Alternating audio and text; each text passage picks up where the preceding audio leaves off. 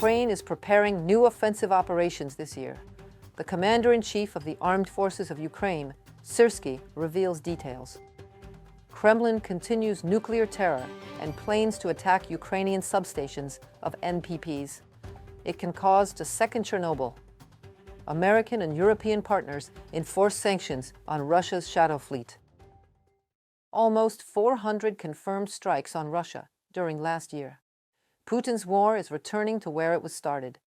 Ukrainian forces of defense continues deep strikes to reduce the enemy's capabilities and to make the Russians feel what war is like on their territory. So, military-industrial complex was hit almost 100 times last year. Oil refineries, depots, and pump stations, 144 times. There also were tens of strikes on Russian railways, ports, and airfields. And pressure on Russia is ongoing. In 2025, the Alpha Special Forces of the Security Service of Ukraine destroyed Russian air defense assets worth approximately $4 billion. The long-range strikes inflicted serious damage on key elements of Russia's layered air defense system.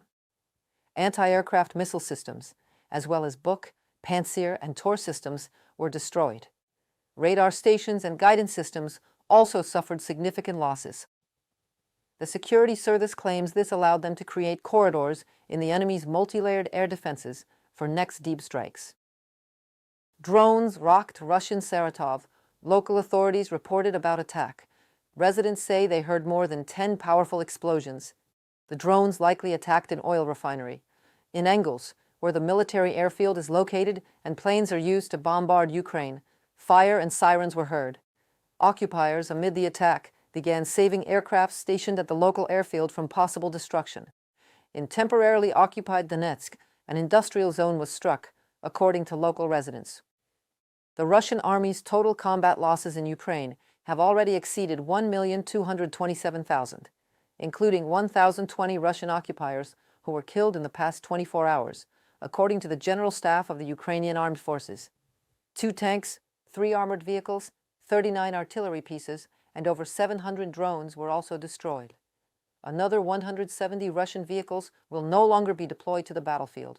They were destroyed by Ukrainian forces yesterday.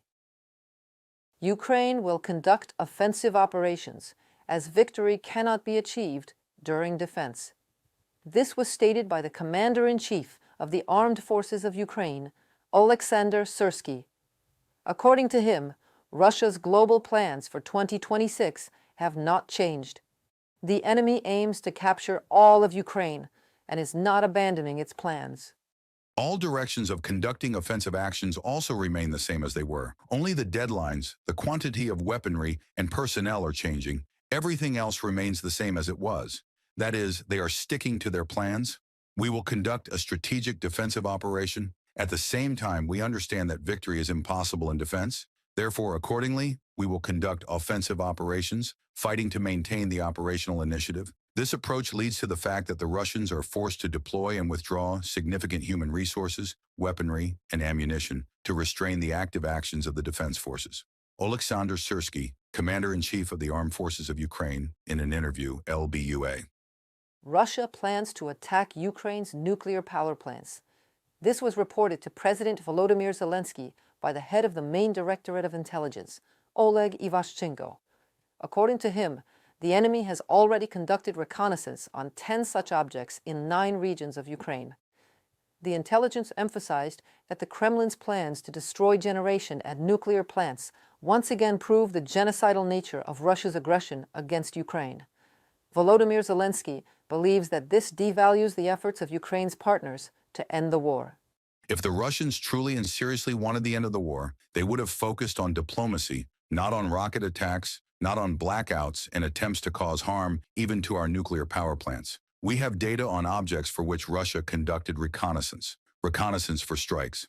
Everything clearly says that diplomacy is definitely not a priority for Russia. This must be recognized. It is necessary to continue putting pressure on the aggressor and the real cause of this war. The cause is in Moscow. We will work this week for the sake of such new pressure and a clear position of the world toward Russia. An attack on nuclear power plant substations is extremely dangerous, as it can lead to a nuclear catastrophe, even if the reactors remain intact. And here is why.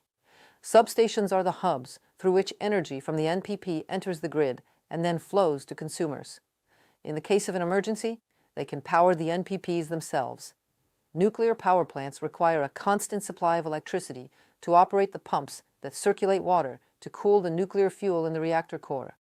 If the substations are destroyed and external power disappears, the reactor can overheat. This leads to fuel melting, which was the cause of the accidents at the Chernobyl and Fukushima NPP.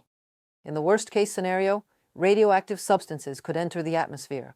The cloud will not stop at the borders of Ukraine. It could cover a significant part of Europe, making this attack a global threat. Russia is attempting to divide Ukraine's energy system and cut it off from electricity production and supply, according to the Institute for the Study of War. Russian forces are attempting to split the national energy system into two distinct sections along an east-west divide. This tactic aims to create energy islands, isolated zones cut off from the vital systems of generation, supply, and transmission. Russia is using nearly even 100 tankers of Shadow Fleet to transport oil in defiance of sanctions. Nearly 480 of them made voyages last year, according to Ukraine's Foreign Intelligence Service. At least a fifth part of these vessels has already stopped operations. Kyiv's American and European partners are resorting to more strong measures.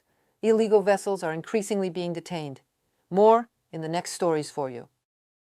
Italian authorities have arrested a Russian vessel that is under EU sanctions, local media reports citing police data. The ship was sailing under the flag of one of the island states and was carrying more than 33,000 tons of metal on board. The vessel was detained in the port of Brindisi. It turned out that it had been loaded in the sanctioned port of Novorossiysk. In total, 4 individuals are under investigation: the importer, the ship owner, and 2 crew members. All of them are accused of jointly violating the restrictive measures imposed by the European Union. According to the statement, inspections carried out after the ship arrived at the port revealed serious inconsistencies, falsifications, and changes in the ship's documentation concerning the vessel's berthing locations and loading operations. From a publication by Quotidiano di Puglia. On January 16th, German authorities expelled a Shadow Fleet vessel from the Baltic Sea for the first time, Bloomberg reports. The vessel in question is the Arcasat, which was heading from the aggressor country's Arctic ports. According to documents, the owning company is registered in the Seychelles, but the ship is not listed in international maritime registers. While attempting to enter the Baltic Sea through a narrow stretch of water between Sweden and Denmark, the tanker was forced to turn around.